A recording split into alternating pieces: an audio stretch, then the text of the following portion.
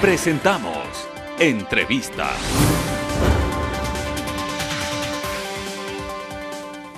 Amigos televidentes, continuamos con las entrevistas. Está con nosotros el doctor José Sánchez, especialista en enfermedades infecciosas y tropicales. A propósito de lo que está sucediendo en el mundo por la influencia del denominado coronavirus, doctor, gracias por estar acá. Muy buenos días. ¿Qué es lo que conoce usted de última hora en torno a esta situación en el Ecuador y el mundo? Bienvenido, buenos días. Muy buenos días con todos. Realmente la situación se está poniendo cada vez más compleja. Hoy amanecí con los datos de 4.474 casos a nivel mundial, 17 fallecidos. De estos 4.000 y pico de casos, 960 se encuentran en estado crítico.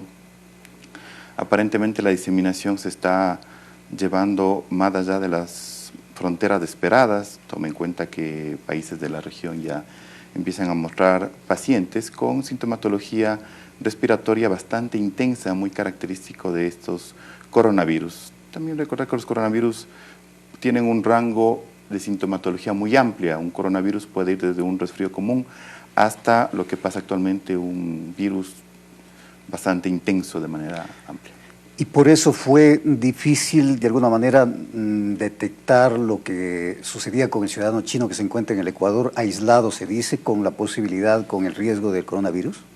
Por supuesto que sí. Las fronteras, en muchos casos, con este tema de la globalización, transporte masivo, es poco difícil contener. Considero que las medidas de contención desde el sitio, desde el país propio de origen, quizá demoraron un poco.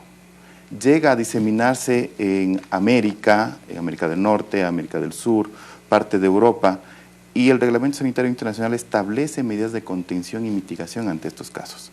Al no implementarse de manera adecuada esta alerta, el paciente quizá pasa la frontera, llega a nuestro medio, pasan ciertos días, más o menos 5 a 7 días, en los que antes de ingresar a emergencia, y empieza la diseminación. Y sin temor a equivocarme, muy probablemente el paciente no tuvo medidas de contención respiratoria ni medidas de barrera respiratoria para que esto sea manejado de manera adecuada. Ahora, usted dice para que esto sea manejado de manera adecuada. En general, la situación específica de este ciudadano chino, ¿cómo fue manejada desde un inicio? Es decir, ¿se siguieron los protocolos necesarios como se lo tiene que hacer a nivel de salud por parte de las autoridades? Bueno, quisiera manifestar en primera instancia que el paciente aparentemente ingresa con un síndrome respiratorio agudo grave, un SIRAG, que tiene varios tipos de etiología. Sin embargo, llama la atención de la alerta del país de origen. Entonces, eso existe un nexo epidemiológico. En segunda instancia, todo paciente, sea coronavirus, sea influenza, sea adenovirus, etcétera, etcétera, deben ser manejados de manera adecuada con medidas de protección previo a un análisis concreto de métodos directos para identificar de manera correcta, sin especulación, ese virus. Pero al parecer no había síntomas, es decir, no se presentaban las características de este virus, de esta enfermedad. Bueno, algo característico de las enfermedades respiratorias virales es la fiebre. Hablo del más del 90% de los casos que se reportó en una revista Lancet, una revista especializada, indican que la fiebre es algo característico. Luego viene dolor muscular, tos seca, características que el paciente aparentemente manifestó. Pero algo que llama la atención y que se ha muy descrito en la bibliografía actual en revistas indexadas es el daño respiratorio tan intenso que da. Daño respiratorio enfocado más bien en la parte baja de los pulmones. El paciente, al parecer, generalmente estos pacientes diseminan con más facilidad. Toma en cuenta, estimado, que la tos, el estornudo, impacta gotitas de saliva y secreciones nasales por todo lado. Entonces eso a veces es imperceptible, ¿no? Es decir, el coronavirus se esparce, se contagia, se disemina muy fácilmente, es decir, como una gripe común. Muy bien. Tome en cuenta una cosa, el virus de la influenza, de la gripe, es un virus que ha estado bastante constante en la humanidad, es muy adecuado, se adapta mucho al ser humano. La gente ha aprendido a convivir con digamos que más o menos, tenemos el H1N1, el H3N2, que convive con la humanidad en sí. Pero entonces, ¿cuál es la diferencia? Pero exacto, a ese punto voy. Este es un salto nuevo. es un nuevo virus que saltó de animales al ser humano. Eso en primera instancia, ¿qué te da? Que la adaptabilidad al ser humano en un inicio no es tan fácil. No es tan fácil porque es un salto de los mamíferos pequeños al ser humano. No es como que fuera de humano a humano. En segunda instancia, si ocurriera un salto de especie de los animales al ser humano, demoraría un poco en que la adherencia a esa enfermedad sea adecuada. En segunda instancia, el paso que se dé de humano a humano tiene que ser perfectible del virus. Hoy en la mañana revisaba una noticia en Alemania de que probablemente, igual no es opción de especular, probablemente exista ya un paso de este tipo nuevo de virus entre humanos, lo cual llama a la evidencia de que el virus se está perfeccionando de una u otra manera. ¿Y esto a qué nos lleva? Es decir, estuve también revisando algo, ha salido ya, ha sido público el hecho de que este virus, para incubar, entiendo yo que toma alrededor de 15 días, es decir, no muestra síntomas, el paciente no muestra síntomas durante 15 días. Eso quiere decir que esta situación hace que ese paciente pueda contagiar a otros. Como usted muy bien lo manifiesta, la Organización Mundial de la Salud establece que dentro de los 14 días se tienen que analizar a todos los contactos posibles y verificar en esos 14 días los contactos que ha tenido. El pródromo, es decir, los síntomas previos a lo que se evidencia, y lo mencioné, fiebre, dolor muscular, etcétera, muchas veces pasa de manera gradual o en algunos casos de manera abrupta. Todo depende también de cómo el virus actúe en tu inmunidad.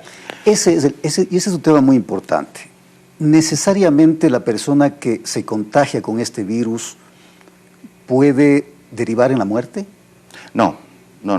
Tome en cuenta lo siguiente: de los 4,000 y pico casos que acabo de comentar de esta mañana, los fallecidos, tenemos alrededor de más o menos 60 personas que se han recuperado. Pero vamos a hacer un ingreso. A ver, el pool de pacientes, 4,400. Fallecidos tenemos un número considerable. Y un número en estado crítico, 960. Por lo tanto, depende mucho de la patología que se manifiesta en la persona. Vuelvo a repetir, un principio básico en medicina es: nosotros manejamos enfermos y no enfermedades. Voy a imaginar un paciente, como menciona también la literatura médica, crónico, metabólico, descompensado, con varias enfermedades de base, es susceptible totalmente. En esa línea iba yo. O sea, ¿quiénes son más susceptibles? ¿Los que tienen enfermedades crónicas, por ejemplo? Por supuesto. ¿Preexistentes? Personas con diabetes mellitus mal controlada, hipertensión crónica, insuficiencia renal, enfermedades autoinmunes de base, son susceptibles a esto. Algo también mencionaba la estadística en esta revisión de Lancet, que la mayoría de las personas que sufren este tipo de patología respiratoria, hablo del coronavirus actualmente en boga, son personas mayores de 40 años en adelante. Un segundo punto a considerar es la relación 3:1, el sexo masculino sobre el sexo femenino, y la mayoría de los pacientes, hablo de un número bastante considerable, han tenido contacto con los animales en este mercado exótico, por llamarlo de una manera. Claro, que es muy común en países asiáticos. Sí, pero eso ha hecho el salto, ¿no?, de especie hacia nosotros y al parecer se va a quedar con nosotros. ¿En qué situación estamos para combatir el coronavirus, para prevenirlo? Porque, por ejemplo, hay una nota de prensa de Diario Expreso que dice: el país depende de Atlanta para diagnosticar el coronavirus chino, es decir, no hay los insumos necesarios para poder diagnosticarlo. Pienso que varias universidades, por ejemplo la UTE, cuenta con los elementos para hacer un PCR, en eso el INSPI. O sea, ¿se puede investigar aquí el virus y diagnosticarlo? El tema es conseguir el virus como un agente biológico de investigación. ¿Sí me hago entender? El equipamiento pienso que lo tenemos en el país. Lo que tal vez haría falta, y usted considerará importante y relevante, es un material biológico que pueda ser transportado, enviado. Y sí, dependemos de Atlanta en realidad, no por equipamiento, sino por el biológico específico para que pueda ser contrastado, hacer un match e indicar, vaya, sí es el coronavirus. ¿Cómo tenemos que actuar los ciudadanos en este momento, en esta coyuntura, ante esta situación? Porque en redes sociales se dice de todo. Me imagino que sí, realmente con mucha crítica he visto varias situaciones y noticias falsas, noticias que confunden, noticias que alteran a las personas, yo pienso que debemos de estar en un estado de enterrarnos por vías oficiales. Acudo a la academia, pienso que la Universidad UTE, como varias universidades, estamos al tanto de esta situación y daremos los mejores consejos para esta situación. Al igual que el resto de enfermedades respiratorias, el lavado de manos constante, protección de vías respiratorias, y a veces no es colocarse cualquier tipo de mascarilla, sino específicamente la N95 o en su defecto algún tipo de situación respiratoria que debamos protegerla. No escupir, no estornudar, no lanzar gotitas imperceptibles al ambiente, tener aireado el ambiente. Aspectos generales, inclusive procesos de vacunación de la influenza en personas susceptibles, es algo también importante. Hay un principio básico en infectología que dice que tras una infección viral, una infección bacteriana está acechando. Entonces, eso también es importante recalcarlo. Gracias al doctor José Sánchez, especialista en enfermedades infecciosas y tropicales de la UTE, por habernos acompañado y darnos sus criterios en torno a la influencia del coronavirus. Hacemos una pausa y tendremos más información para ustedes. No se vayan.